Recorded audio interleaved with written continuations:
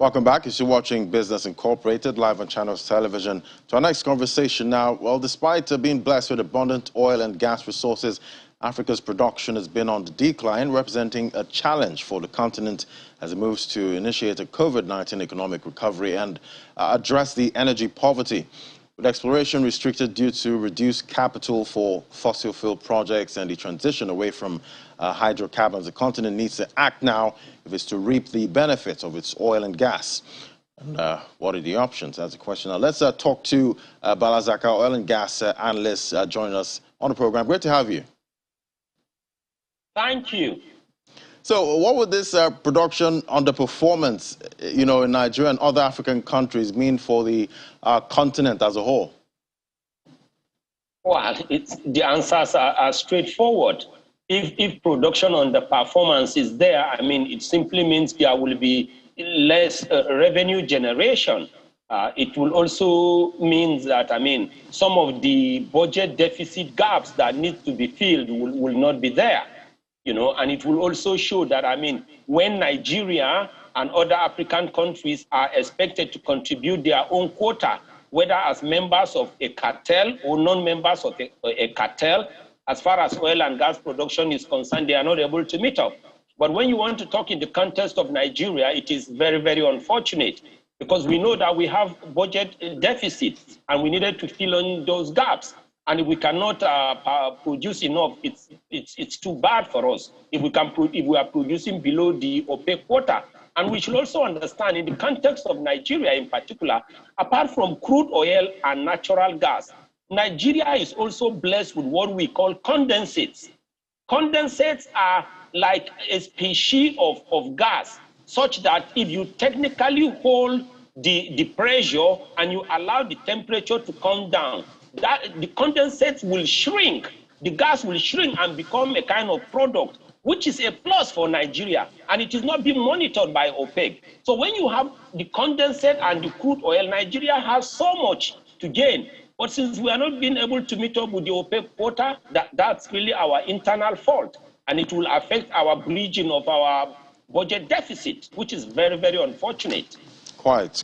But what do you feel are the primary reasons, influencing, this production decline in Africa? Well, I can probably talk in the context of Nigeria. Maybe in other countries, there may be social, economic, or political reasons.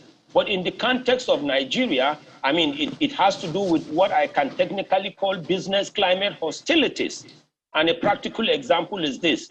I mean, for some years or some months now, we heard that the IOCs that we technically call international oil companies are divesting out of the land and swamp oil and gas assets. And divestment is the opposite of investment. When you talk about investment, that means you want to acquire subsidiaries, you want to boost your business horizon and opportunities. But if you are divesting, that means you are running away.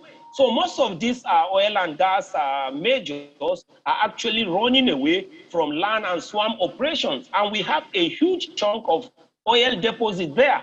And instead of our political leaders to come clean and say the truth, they are claiming that these oil majors are divesting from land and swamp operations because the indigenous companies have come of age. But the real truth is they are running away from business climate hostilities.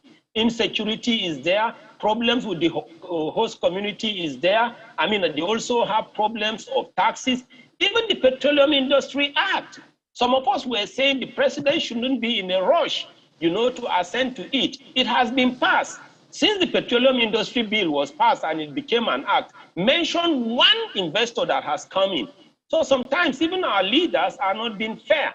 Let's be open to the citizens and find the internal solutions, because we need to boost production.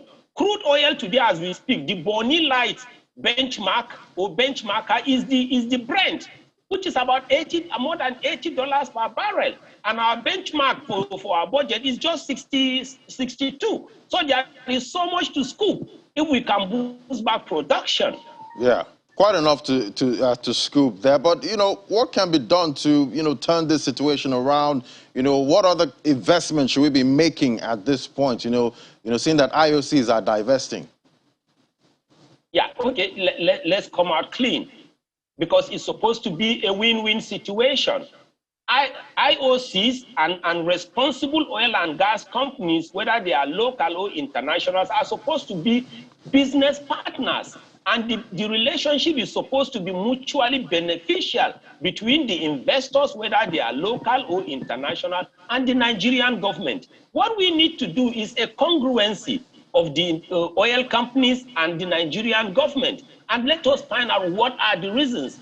What are these business climate hostilities? Is it insecurity? What can we do about it? Is it multiple taxes? What can we do about them? Is it community issues? What can we do about them? What was wrong with the PIA? It has been passed and we are not seeing boost in production.